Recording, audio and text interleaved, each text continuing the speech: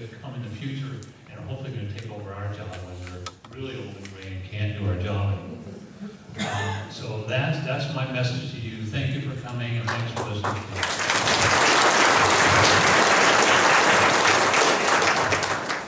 I'm a odd man out of this group. I'm neither a physician nor have I been in the community very long. So let me briefly explain to you why I'm a part of the forum tonight.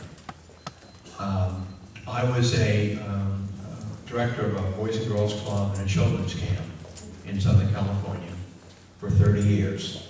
We've owned a home here for 7 years, but only moved here permanently 2 years ago when I retired. And I was on the governing board of Desert Regional Medical Center in Palm Springs for 5 years, and I was chairman of that board for 4 years during the time before I retired. And there are striking similarities between the situation there and the situation here.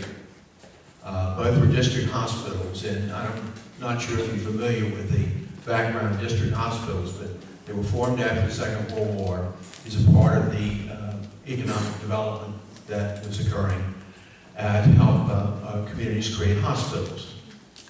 And then 25, 30 years later, many of those hospitals found themselves ill-equipped to meet the changing needs of medicine and to get access to the financial markets, credit markets. So like Seaside, Desert Regional in Palm Springs went and sought out hospital providers and leased the hospital to Tenet. Tenet is a for-profit hospital group. And just as an aside, nonprofit groups can make money. The only thing they can't do is they can't distribute it to shareholders. They can develop a surplus, and unless it becomes an excessive surplus, it doesn't impact their status. They don't pay income taxes. Contributions are charitable. It can be deducted from your federal and state tax, and they don't pay some property taxes. But Desert Regional leased the hospital to Tenet as Seaside was leased to Sutter. And the difference was it was a pure lease, and the district maintained complete ownership of the hospital. But the board was set up in a different way. There were 13 members on the board, 7 of whom were always doctors. 2 members from the healthcare district, 3 members from the community, and the CEO of the hospital. Doctors practice medicine. They take care of patients. Hospital administrators print money. They're in it for the money. Someone mentioned earlier, this is about money. This is hugely about money.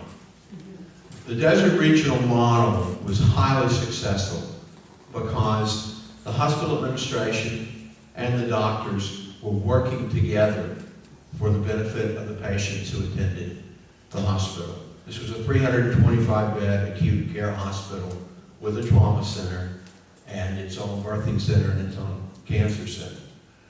It doesn't matter the size of beds.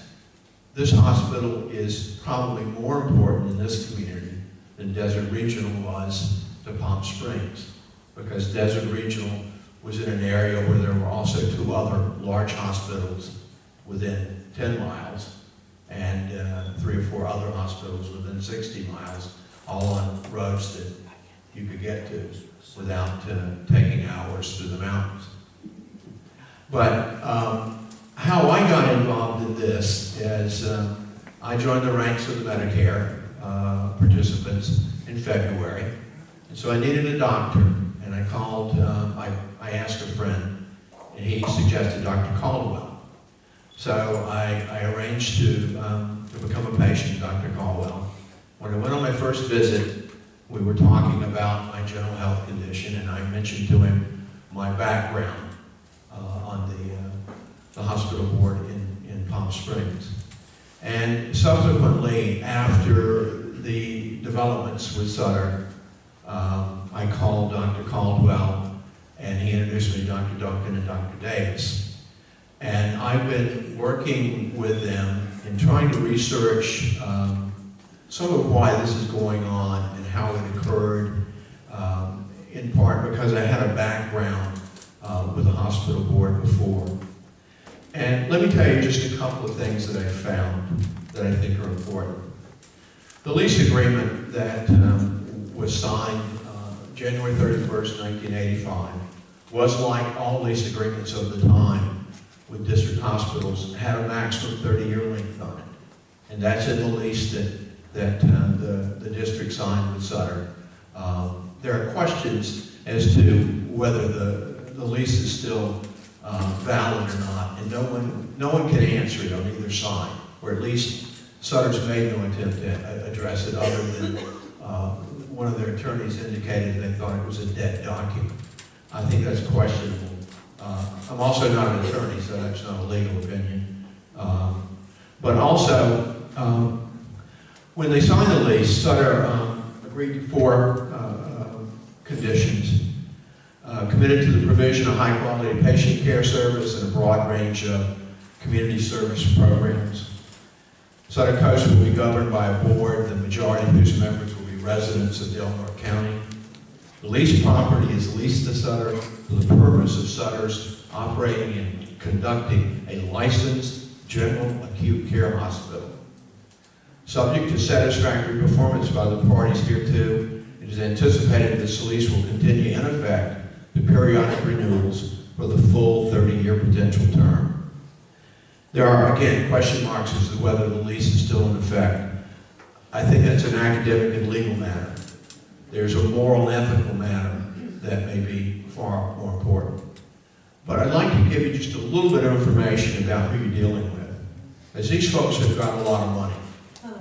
I mean, they may be telling you that their times are tough and they're using the Health Care Act as a kind of a dodge to make a little more money.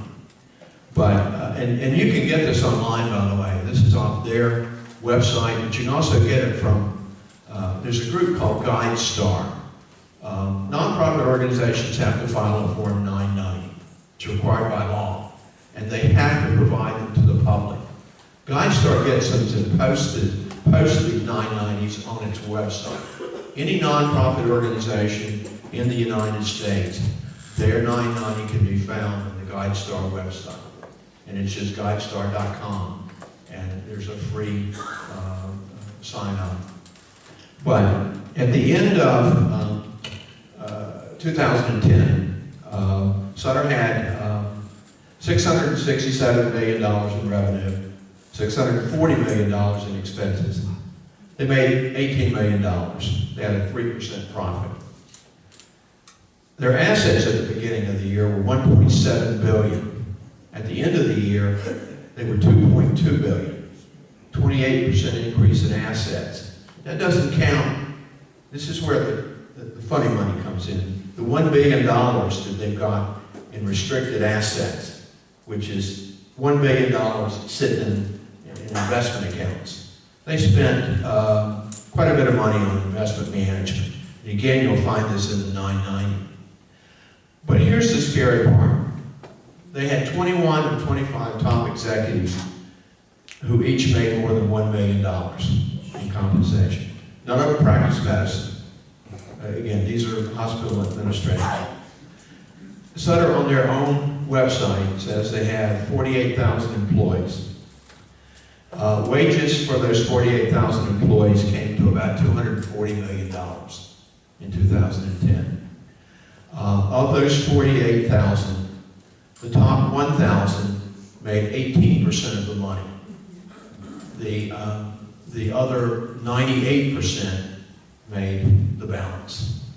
So you've got another example of a corporation that is making a lot of money, not in delivering services, but in the delivery of the services. And they have to break their revenues and expenses into program or management in general. And their program expenses were 70%. So essentially, 70 cents out of every dollar that you paid went for medical services or some type of procedure. 30% was the overhead. Typically, the program expenses in a nonprofit organization are expected to be 92 to maybe as low as 80%. And in their case, they're at least 10% off of the bottom. But they had $6 million in travel expenses, $18 million in office expenses, $25 million in legal, $9 million in advertising, and about $500,000 in lobbying